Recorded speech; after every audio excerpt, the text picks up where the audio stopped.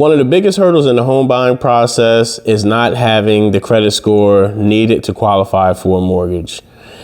What we need to do is to learn how to quickly increase your credit score by utilizing the 5 major components that affect how your credit score is scored.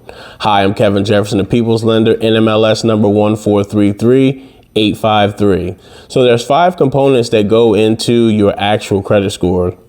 The first component is payment history. Payment history makes up 35% of how your score is affected. What payment history means is simply paying on time. Do you pay your bills on time? Do you have lates? How long have you been paying your bills on time? Obviously, the more you pay your bills on time, the better. It helps affect your score. And as time progresses, it allows for your score to get stronger and stronger. Well, what people don't understand is one late payment can have a huge effect on your credit score depending upon how long you've had established credit. So you never want to be late, but if you are, you definitely want to pay that debt and pay that payment as fast as possible. Now, what people don't understand is if you're late 30 days and you miss a $20 payment and you catch up that $20 payment, because your score dropped 20 points, when you miss the payment doesn't mean it's going to increase the 20 points when you make that payment.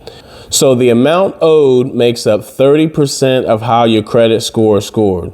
Simply what that means is if you have credit cards, revolving credit, installment loans, if your credit or debt to income ratio is high or leveraged over 30% or a high percentage, your credit score will be affected because it says that your cash typically indicates that you could be cash strapped. So with the amount to owe, the way to have that have less effect on you is to pay down any credit cards that you have to a lower balance, somewhere between 10% if possible. So it'll help your utilization be lower and it helps you get the most amount of credit scoring points when your credit is scored. The next thing is length of credit. So credit length of credit means how long have you had established credit? You want to make sure that you don't close your oldest account that you have, because that allows for you to have the length of credit, especially if you have on-time payments, as well as having that length of credit for whatever period of time. A lot of times, one good thing about student loan debt is that could be the first piece of credit that you obtain. And by having that piece of credit, as long as it shows an on-time payment history, that is actually helping you have an increased credit score because of the length of time that you have your student loan debts. Now, if you're fairly young or you don't have student loan debts and hadn't had a car payment or don't really have credit, what you could possibly do is become something as an authorized user. What an authorized user is that, say, example, your wife has a credit card that has had for 5 years. She has on-time payments and typically keeps low balances. You can ask to be added to that card as an authorized user. Now, the important thing is you don't have to physically have that credit card.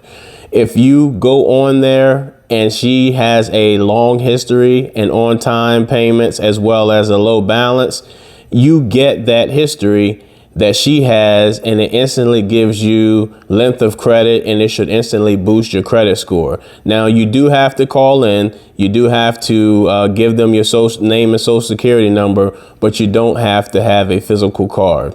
The other thing is, when you're getting an authorized user card, you do not want to get American Express as one of the authorized user cards if you are looking to quickly or instantly build your credit, because American Express does not give you the history that the person has. They give you the history of when you became an authorized user.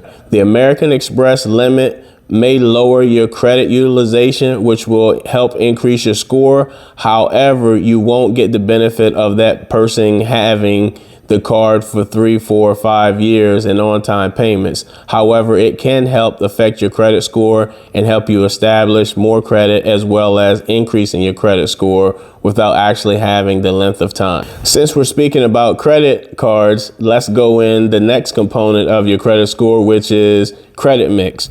Credit mix makes up 10% of how your credit score is affected. So what do I mean by credit mix?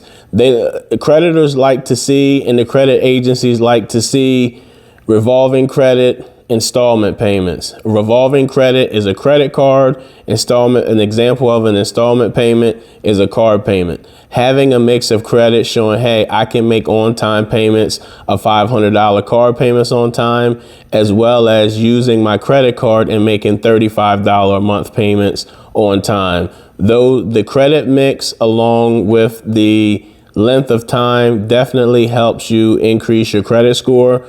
If you do not have a credit card, you can go and apply for a secured credit card. And what a secured credit card does is you give them, the creditor, let's say example, $200, and then they give you a credit limit of $200. What you do is you spend 10% of that credit, no more than 10% of that credit limit that you have, to help you establish credit. If you don't have access to a secured credit card, below you can click on the link which will allow for you to apply for a secured credit card. It is not a hard inquiry, and it's simply a matter of making a phone call, giving your information, and setting up where you can make the payment of the $200 or $300, and immediately you'll get the credit card within 15 business days. You do not have to purchase a card to get an installment loan. One thing that you can do is you can go to your local bank, or there's a link below for self-lender. And what that is they will allow for you to get a small installment loan. You make payments. It reports to all 3 credit agencies, and it helps you build that credit history of, now you have a good mix of credit with the secured credit card as well as the self-lender installment loan. Another thing you can do is add your rental history to your credit report. If you can add up to 24 months of on-time payments to your credit report, showing that you pay on time. That gives you another mix along with the secured credit card, the self-lender installment loan, and it also shows that your lease payment or rent payment, which is typically the highest payment you pay over time, gives you length of credit as well as showing you paying on time. If you don't pay your rent on time, or you've even been late one time in the last 24 months, meaning 30 days late, I would not add that to your credit report because it could have a negative effect on your credit score.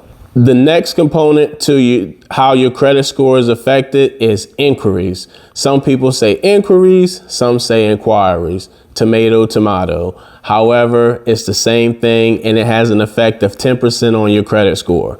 Now, what the misconception is that inquiries will mess up your score completely. And I think people feel that inquiries has a bigger effect on your credit than anything else, and that's not necessarily the case. When you come to a mortgage lender and they pull your credit score, it typically affects your score from 0 to 5 points. And you have the ability to shop for mortgages for 45 days. Unlike what people commonly think, that every time that your credit is pulled with a mortgage company, it has a huge effect on your credit. It's 0 to 5 points. It looks like it's one hard inquiry. However, if ABC Mortgage pulls your credit and then you go to EFG Mortgage, they pull your credit, it does show on your credit report twice. However, it does not pull your score down every time a mortgage company pulls your credit in that 45-day period of time. Now, if you do have inquiries on your credit report, what you need to know is after 1 year, it does not have any impact on your score. And after 2 years, they fall off. So if you have applied for credit and you think that it's going to have a huge effect on your credit report, anything that was pulled, any credit inquiries that happened a year previously are not affecting your score, and you'll see them drop off after year 2. Bonus is something that you definitely want to try to do. Most people's most inquiries come when they go apply for a car. What you want to do is you want to go to your bank or a local credit union and get pre-approved for a car loan before you go to the car dealership. Us as mortgage lenders, we prefer you do that after you've purchased the home. Just a little tidbit, because when you go to car dealerships, depending on where you go, you may have your credit run 10, 15, 20 times simply because they're trying to find the best deal for you. And if you don't have the best credit, they're trying to find someone who takes not so great credit. So that's just a little tip to help you not have 10 or 15 inquiries from different car companies that could affect your credit score. One of the quickest ways to increase your credit score is to look at medical bills. If you owe medical bills on your credit report, what I would do is I would reach out to the creditor and ask him, will they do a pay for deletion? What a pay for deletion is, if I pay said medical bill for $200, you will send me a deletion letter and you will delete this off my credit report within a certain period of time. Most of the time, most medical collection companies will do a pay for deletion. They will send you the letter, and what they will tell you is that it's going to take 30 to 45 days for them to report to the credit agencies. And the reason they tell you that is depending on what time of month and when that credit agency or when they report to the credit agency will affect when that deletion will be taken off. So you definitely want to try to do a pay for deletion. That's a way to increase your credit score. Most people have credit or medical collections, and if you can get those removed off of your credit score, you should see a great increase in your credit score.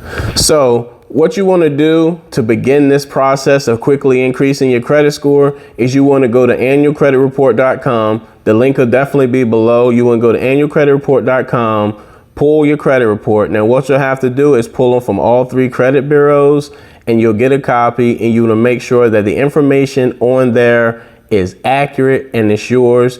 You want to make sure that any old addresses have been removed, any old phone numbers have been removed, and you want to make sure anything that has your work history, if you no longer work at those jobs, you want to have those removed. You also want to make sure that the inquiries that are on your credit report belong to you, and if not, I would immediately reach out and dispute those inquiries if you did not authorize the inquiry. Annual credit report is one of the most accurate credit reports available. I know some people have Credit Karma, some people have Credit Sesame, but annualcreditreport.com will allow for you to pull your credit for free. And at the time of this video, you were able to get it once a week or once a month, one of the two, during the pandemic. However, if that rule has been lifted, I know that you can get it once a year in a calendar year, so you can check for inaccuracies and make sure that your credit is the way it needs to be. If you like this video, give me a thumbs up, do me a huge favor and subscribe. And if you have any questions pertaining to credit, you can reach out to me in the comments below. And if you want to be a part of my Facebook group, the group is below, Home Ownership Success, as well as we have a free home ownership guide that you can download. The link is below as well. If you're in the market looking to get pre-approved for a mortgage, I am a mortgage lender. I have the ability to help you in 48 states. You can, my contact information is below. You can reach out to me via email or set up a calendar link appointment, and I'll get back to you.